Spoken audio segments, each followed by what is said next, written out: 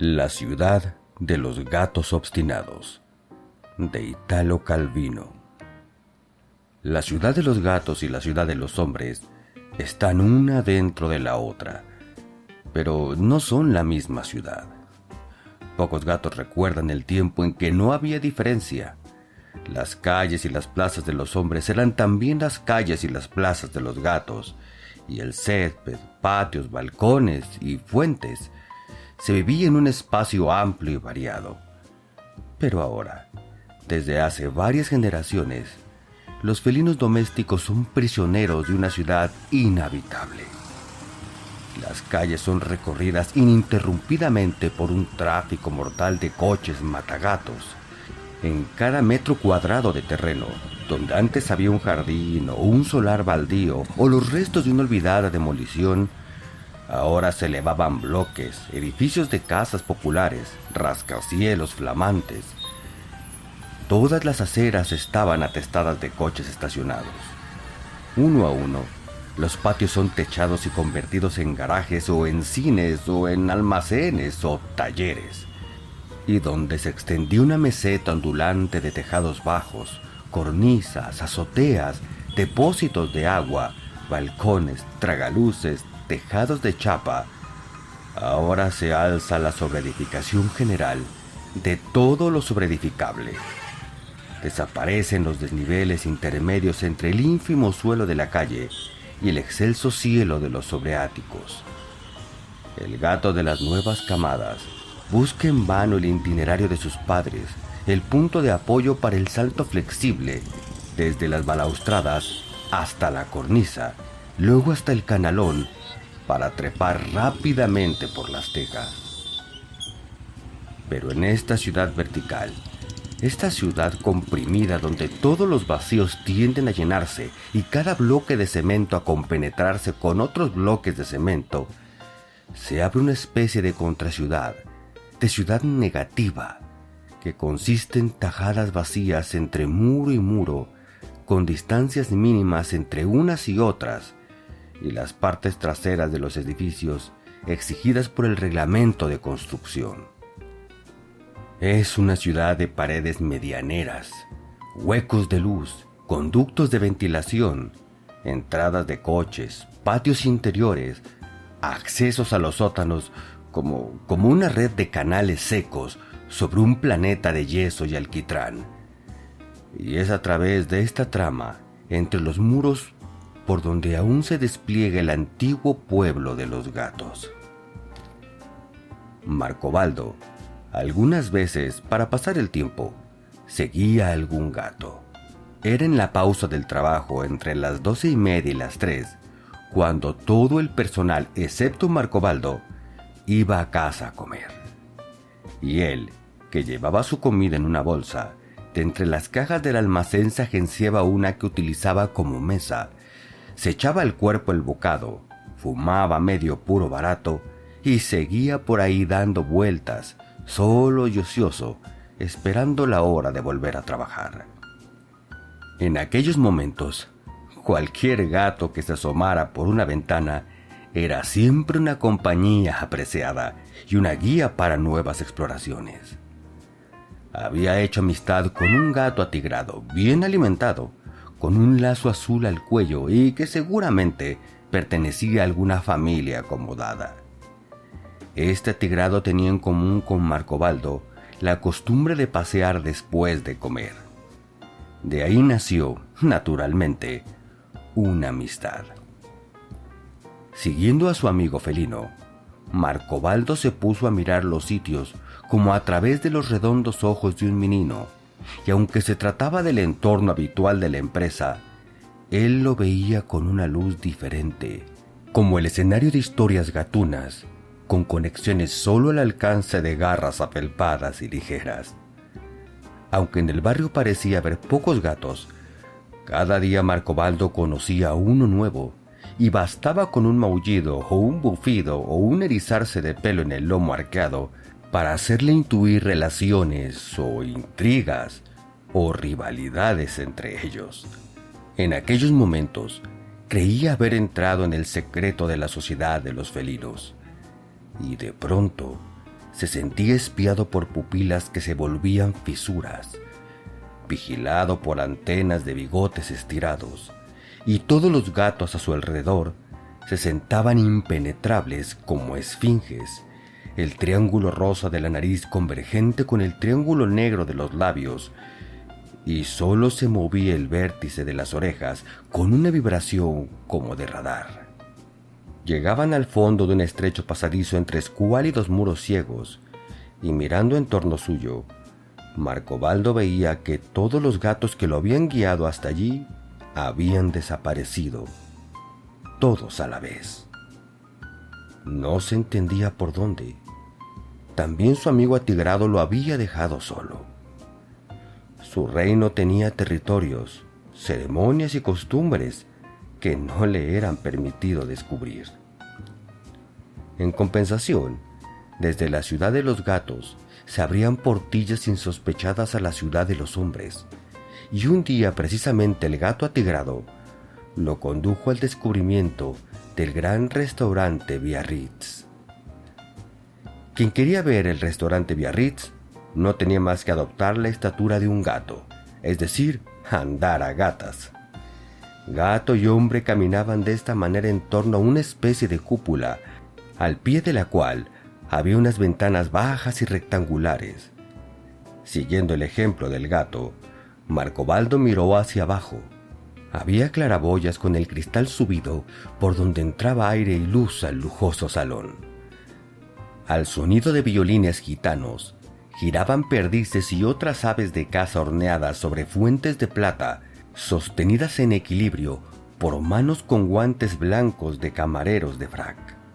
O para mayor exactitud, sobre las perdices y los faisanes giraban las fuentes, y sobre las fuentes los guantes blancos, y manteniéndose en vilo sobre los zapatos de charol de los camareros, el relumbrante parquet, del que pendían palmeras enanas en macetas y servilletas, y cristalerías y cubos, en forma de campana con una botella de champán dentro.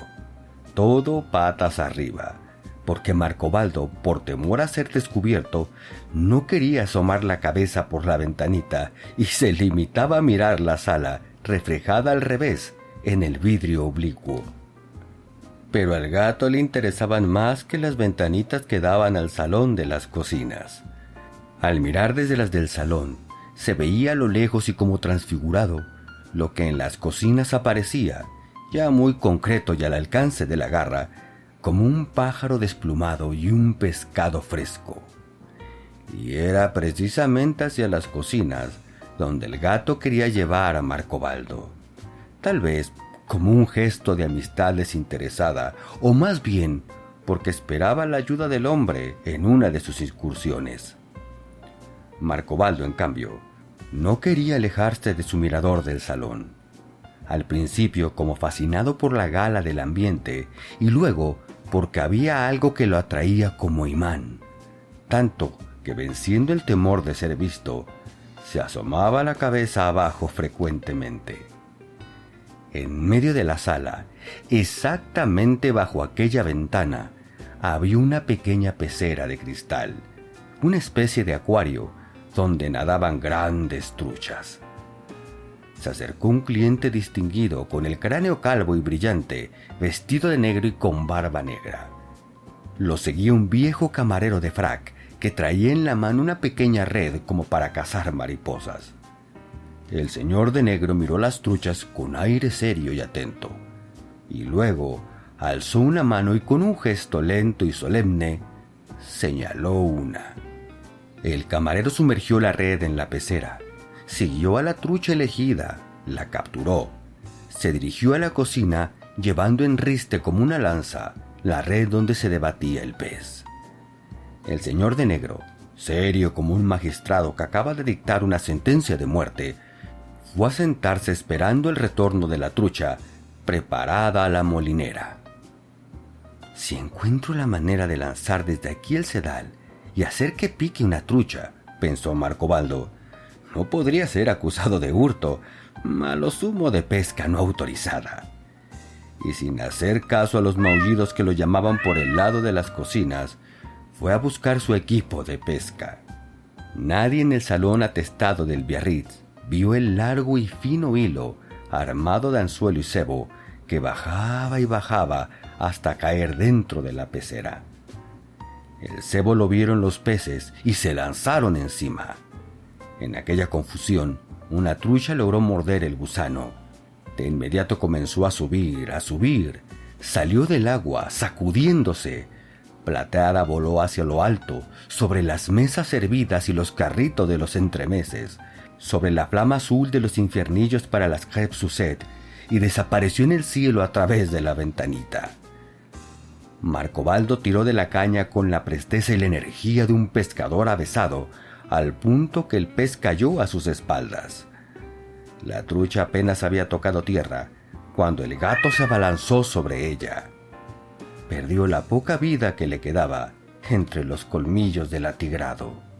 Marcobaldo, que en ese momento había dejado caer el sedal para recoger el pez, vio cómo se lo arrancaban en sus narices con anzuelo y todo. Reaccionó de inmediato pisando la caña, pero el tirón había sido tan fuerte que el hombre se quedó solo con la caña, mientras el atigrado escapaba con el pez, llevándose consigo también el hilo del sedal. Gato traidor. Había desaparecido. Pero esta vez no se le escaparía. Quedaba aquel largo hilo que lo seguía e indicaba el camino que había tomado. Aunque hubiera perdido de vista al gato, Marcobaldo seguía el extremo del hilo, que corría hacia arriba por un muro, saltaba un barandal, trepaba por un portón, era engullido por un sótano. Marcobaldo, adentrándose en lugares cada vez más gatunos, trepaba por los tejados, saltaba balaustradas, lograba siempre seguir con la mirada al gato, a veces un segundo antes de que desapareciera, así como aquel rastro móvil que le indicaba el camino que tomaba el ladrón. De pronto, el hilo va por la acera de una calle, en medio del tráfico, y Marcobaldo, corriendo detrás, está casi a punto de atraparlo. Se tira de cabeza, lo atrapa. Había logrado hacerse con el extremo del sedal antes de que el gato se escabullera entre los barrotes de una verja. Detrás de la verja medio oxidada y de dos fragmentos de muro cubiertos de plantas trepadoras, había un pequeño jardín baldío y al fondo un palacete de aspecto abandonado. Un tapiz de hojas secas cubría la calle y por doquier yacían hojas secas bajo las ramas de los dos plátanos, formando auténticas montañas diminutas sobre los arriates, un estrato de hojas amarillentas en el agua verde de una fuente. Alrededor de la casa se elevaban edificios enormes, rascacielos con miles de ventanas, como si fueran otros tantos ojos que miraran con reprobación aquel cuadrado entre dos árboles, pocas tejas y un montón de hojas amarillas, sobreviviente en pleno corazón de ese barrio de gran tráfico. Y en este jardín, trepados en los capiteles y las balaustradas, echados en las hojas secas de los arriates, encaramados en los troncos de los árboles o en los canalones, firmes sobre sus cuatro patas y con las colas en forma de signos de interrogación, relamiéndose sentados, había gatos atigrados, negros, blancos, gatos veteados, angoras, persas, gatos domésticos, gatos perfumados y gatos tiñosos. Marcobaldo entendió que finalmente había llegado al corazón del reino felino, su isla secreta, y de la emoción casi se había olvidado de su pescado. El sedal se había enredado en la rama de un árbol y el pescado colgaba fuera del alcance de los saltos de los gatos. Debía de haberse caído de la boca de su raptor en algún momento torpe, tal vez defendiéndolo de los otros gatos, o quizá lo había subido allí para exhibirlo como un trofeo extraordinario. El hilo estaba enredado y Marcobaldo no lograba destrabarlo por más tirones que daba. Mientras tanto, una lucha furiosa se había desatado entre los gatos para alcanzar ese pescado inalcanzable, o más bien, para tener el derecho de intentar alcanzarlo. Cada uno quería impedir que saltaran los demás.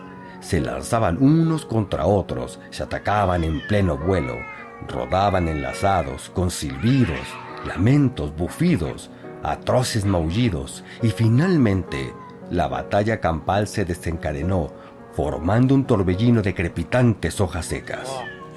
Marcobaldo, después de múltiples esfuerzos inútiles, sintió de pronto que el sedal se había soltado, pero tuvo mucho cuidado de no atraerlo hacia sí. La trucha había caído justo en medio de aquella trifulca de felinos enfurecidos. Fue en ese preciso momento cuando empezó a caer desde lo alto de los muros del jardín una extraña lluvia. Raspas de pescado, cabezas de pescado, incluso trozos de pulmones y entrañas. Pronto los gatos perdieron interés en la trucha suspendida en el aire y se lanzaron sobre los nuevos bocados. Para Marcobaldo, era el momento de tirar del hilo y recuperar su trucha. Pero antes de que pudiera reaccionar con la rapidez necesaria, desde las persianas de una ventana salieron dos manos amarillentas y descarnadas. Una blandía tijeras, la otra un sartén. La mano con la tijera se levantaba sobre la trucha. La mano con la sartén se coloca debajo. La tijera corta el hilo. La trucha cae en la sartén. Manos, tijera y sartén se retiran. La persiana se cierra. Todo esto sucede en un segundo. Marcobaldo ya no entiende nada. ¿Usted también es amigo de los gatos? Una voz a sus espaldas le hizo darse la vuelta. Estaba rodeado de mujeres, unas muy ancianas, con sombreros pasados de moda, otras más jóvenes, con pinta de solteronas. Todas llevaban en las manos o en las bolsas envoltorios con pedazos de carne o de pescado o recipientes con leche. ¿Me ayuda a tirar este paquete al otro lado de la verja para esos pobres animalitos? Todas las amigas de los gatos se reunían ahí a esa hora alrededor del jardín de las hojas secas para llevar comida a sus protegidos. Pero dígame, ¿por qué están aquí todos estos gatos?, preguntó Marcobaldo. ¿Y dónde quiere que vayan? Solo queda este jardín. Aquí vienen también gatos de otros barrios de un radio de varios kilómetros. Y también pájaros, intervino otra. En estos pocos árboles se han refugiado cientos y cientos. Y las ranas están todas en aquella fuente y por la noche croan y croan. Se escuchan hasta el 7º piso de los edificios de alrededor. Pero, ¿de quién es esta casa?, preguntó Marcobaldo. Ahora delante de la verja no solo estaban aquellas mujeres, había llegado más gente. El del surtidor de gasolina de enfrente, los empleados de un taller, el cartero, el verdulero, alguno que otro transeúnte. Todos, mujeres y hombres, no se hicieron de rogar para darle una respuesta.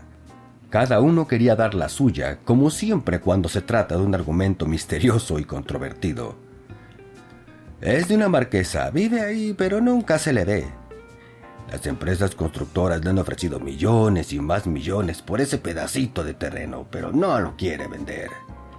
¿Qué quiere que haga con tantos millones una viejita sola en el mundo? Prefiere tener su casa, aunque se esté cayendo a pedazos, con tal de que no la obliguen a mudarse. Es la única superficie sin construir en el centro de la ciudad. Aumenta de valor cada año. Le han hecho ofrecimientos, muchos ofrecimientos. ¿Solo ofrecimientos? También intimidaciones, amenazas, persecuciones. Ya conoce a los empresarios. Y ella se resiste desde hace años. Es una santa. Sin ella, ¿a dónde irían todos estos pobres animalitos? Hay que ver si le importan un comino estos animales a esa vieja mezquina. ¿La han visto alguna vez darles algo de comer? ¿Pero qué quieren que les dé a los gatos si no tienen ni para ella? Es la última descendiente de una familia en decadencia. Odia a los gatos. La he visto echarlos a golpe de sombrilla. ¿Por qué le pisan las flores del jardín? ¿De qué flores habla? Siempre he visto ese jardín lleno de maleza. Marcobaldo entendió que las opiniones sobre la vieja estaban profundamente divididas.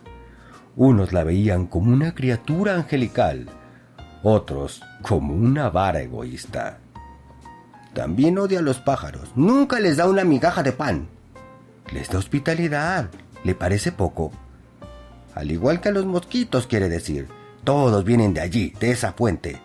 En verano los mosquitos nos comen vivos, y todo por culpa de esa marquesa. ¿Y las ratas? Es una mina de ratas esa casa. Tiene sus ratoneras bajo las hojas secas. De noche salen. Por las ratas no se preocupe, los gatos se encargan. Oh, sus gatos. Si tuviera que confiar en ellos. ¿Por qué? ¿Qué tiene contra los gatos? En ese momento, la discusión degeneró en una trifulca total. «Debería venir la autoridad, expropiar la casa», gritaba alguien. «¿Con qué derecho?», protestaba otro. «En un barrio moderno como el nuestro, una posilga como esta debería estar prohibida». «Pero si yo elegí mi departamento precisamente porque tiene vista esta pizca de verde». «¿Pero qué verde? Piensen en el hermoso rascacielos que podrían construir aquí». También Marcobaldo hubiera podido dar su opinión, pero no encontraba el momento adecuado. Finalmente, de un tirón exclamó: «La marquesa me ha robado mi trucha». La inesperada noticia proporcionó nuevos argumentos a los enemigos de la vieja, pero los defensores la usaron como prueba de la indigencia en la que estaba la infortunada aristócrata. Por unos y por otros, estuvieron de acuerdo en que Marcobaldo debía ir a llamar a su puerta y aclarar el asunto. No se entendía si la verja estaba cerrada, con llave o solo entornada. Como quiera que sea, empujando se abría con un espantoso chirrido. Marcobaldo avanzó entre las hojas y los gatos, subió los peldaños del pórtico y tocó la puerta con energía.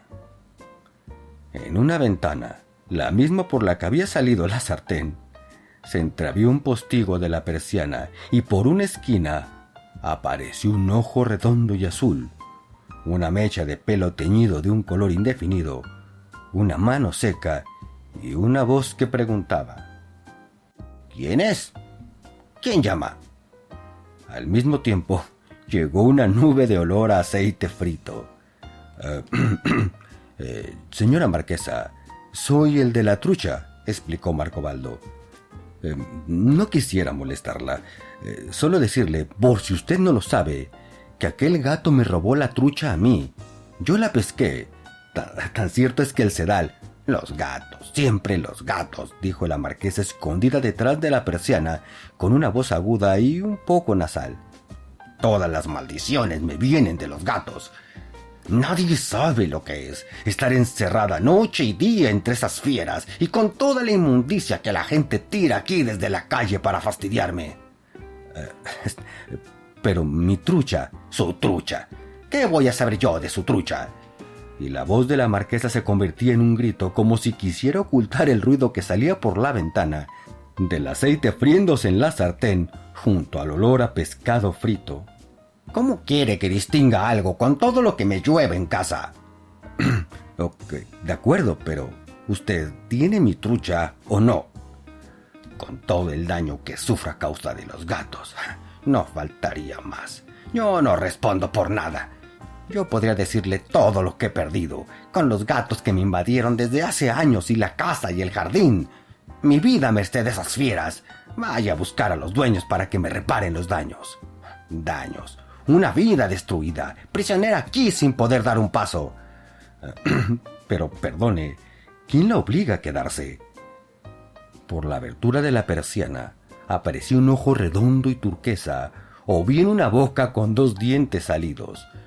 Por un momento se vio el rostro entero y Marcobaldo le pareció confusamente un hocico de gato.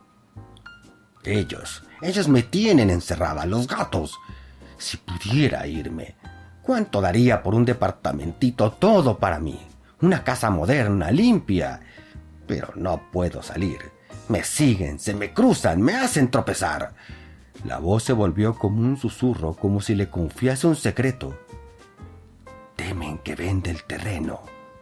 No me dejan, no me lo permiten. Cuando vienen los empresarios a proponerme algún trato, debería verlos. Se meten entre nosotros, sacan las garras, hicieron correr a un escribano. Una vez tenía el contrato aquí listo para firmarlo. Saltaron por la ventana y volcaron el tintero. Desgarraron los papeles. Marcobaldo de pronto se acordó de la hora, del almacén, del jefe de sección.